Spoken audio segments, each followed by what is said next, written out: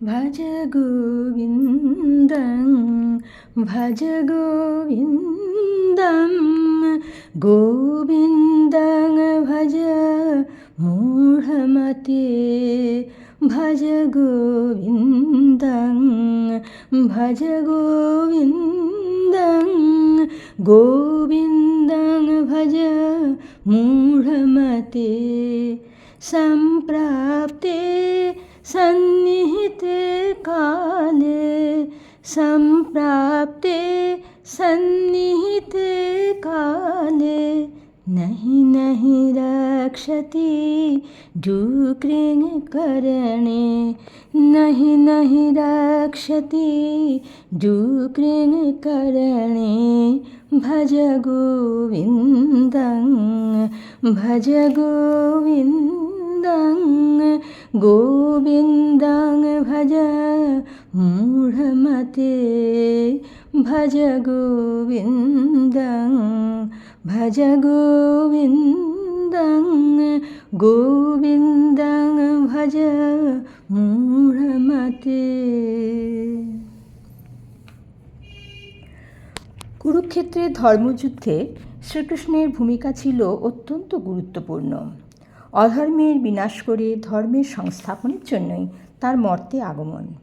কিন্তু বলরাম, দুর্যোধন প্রভৃতিরা পাণ্ডবদের সঙ্গে যুদ্ধ করার জন্য প্রস্তুত হচ্ছেন জেনেও যুদ্ধে নিরপেক্ষ থেকেছিলেন। তিনি পাণ্ডব ও কৌরবদের প্রতি অত্যন্ত স্নেহশীল ছিলেন, কিন্তু দুর্যোধনের প্রতি তার বিশেষ প্রীতি ছিল।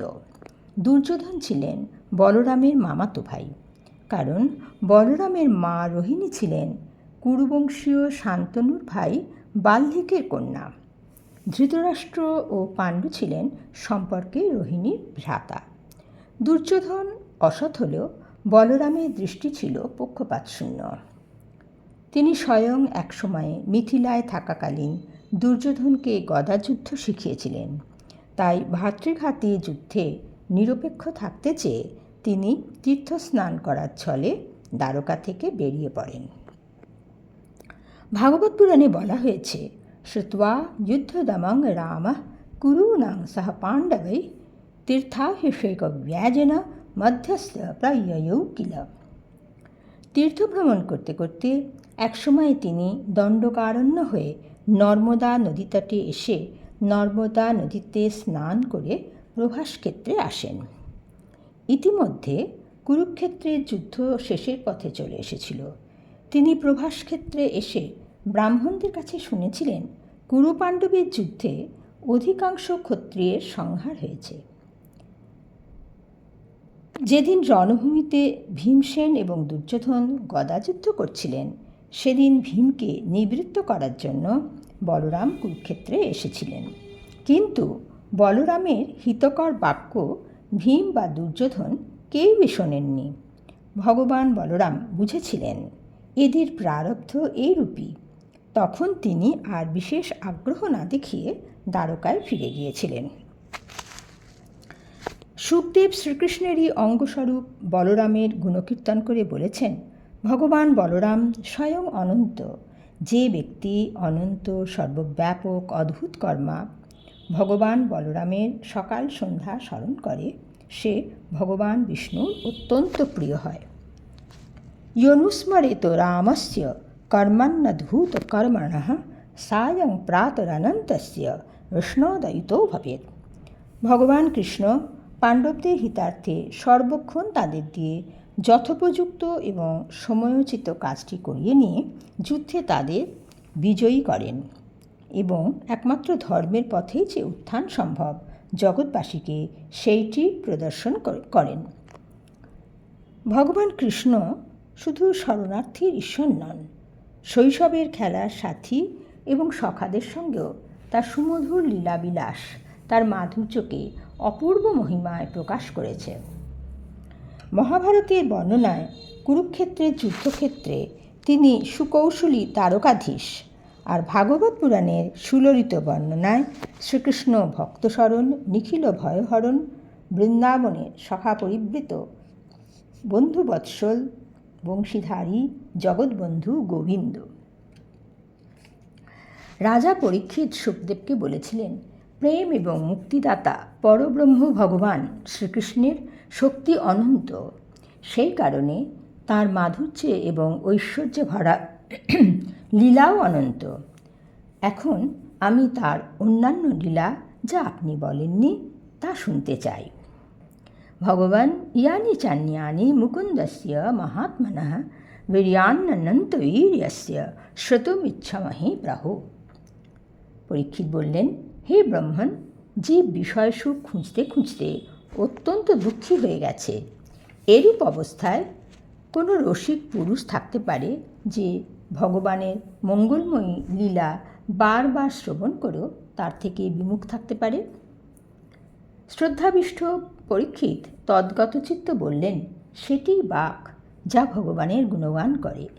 যে হাত ভগবানের সেবা করে সেই হাতই প্রকৃত হাত। সেই মনই সত্য যা চরাচর প্রাণী মধ্যস্থ ভগবানকে স্মরণ করে। সেই কালই যথার্থ কাল যা ভগবানের পুণ্যময়ী কথা শ্রবণ করে। সেই মাথাটিই মাথা যা চরাচর জগতের ভগবানের চলমান ও অচল প্রতিমাকে নমস্কার করে। আর যে নয়ন সর্বত্র ভগবৎ বিগ্রহের দর্শন করে সেই চক্ষুই বাস্তবে চক্ষু। শরীরের যে অঙ্গ ভগবান এবং তার ভক্তের চরণতক সেবন করে সেই অঙ্গই বাস্তবে অঙ্গ।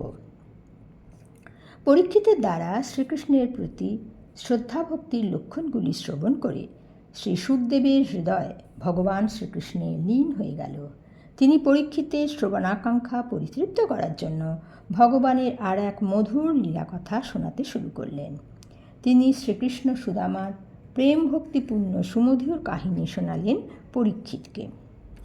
দরিদ্র ব্রাহ্মণ সুদামা ছিলেন শ্রীকৃষ্ণের পরম মিত্র।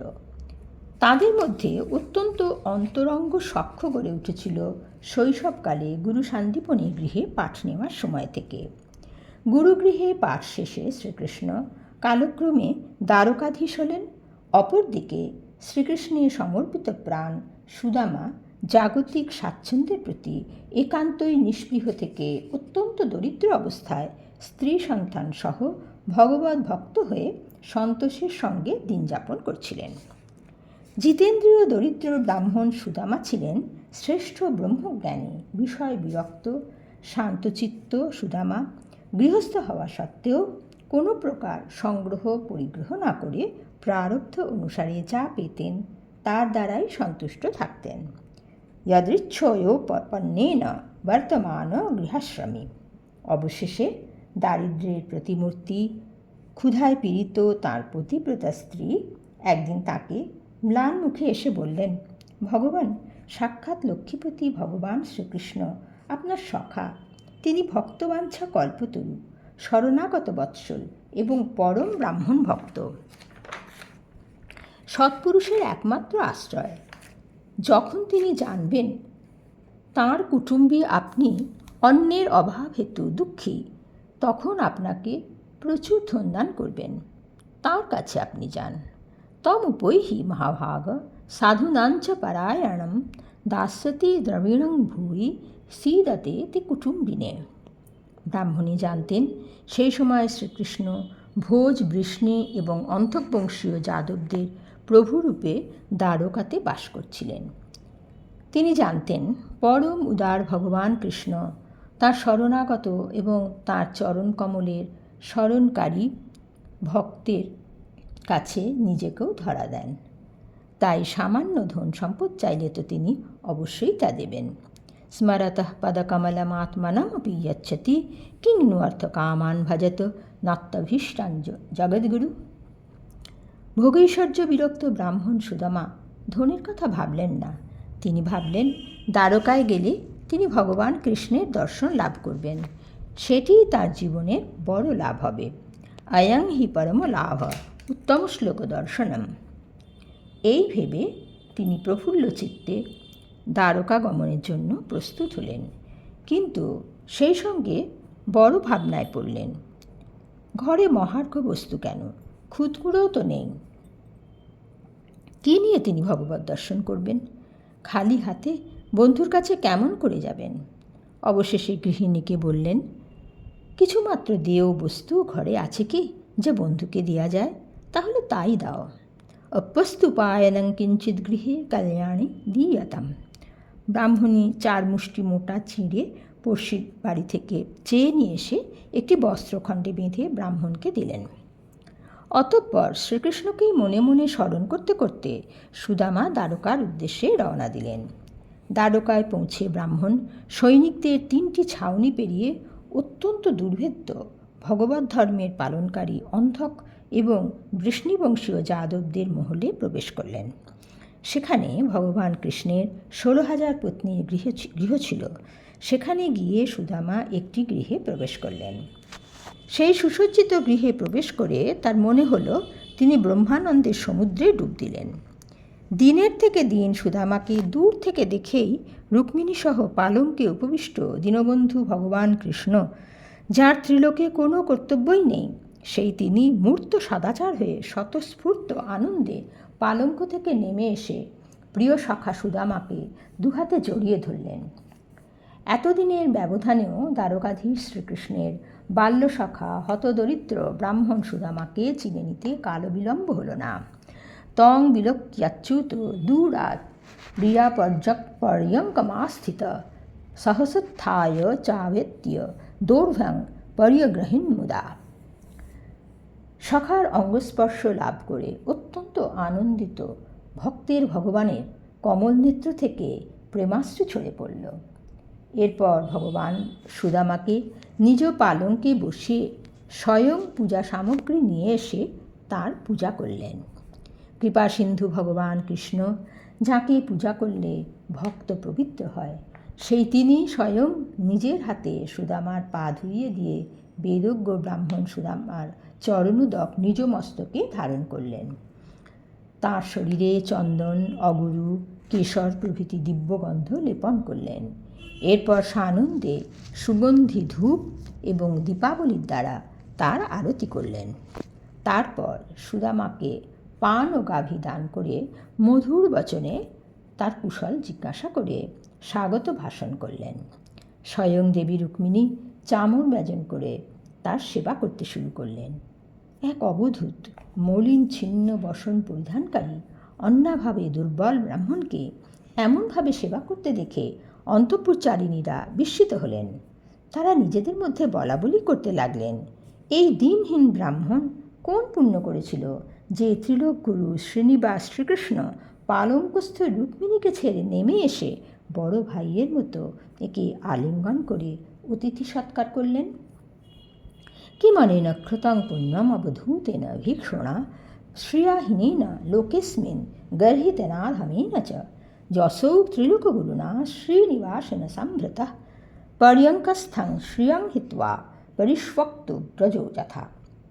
ভগবান শ্রীকৃষ্ণ তার গুরুগৃহের প্রিয় সখা সুদামা আনন্দমগ্ন হয়ে পরস্পরের হাত ধরে গুরুকুলে থাকাকালীন তাদের পূর্বজীবনের আনন্দদায়ক ঘটনাগুলির স্মরণ করতে লাগলেন।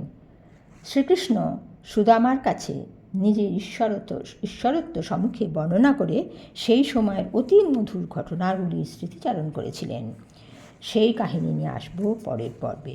এখন আসুন আমরা ভগবান শ্রীকৃষ্ণের নাম সংকীর্তন করি। হরে কৃষ্ণ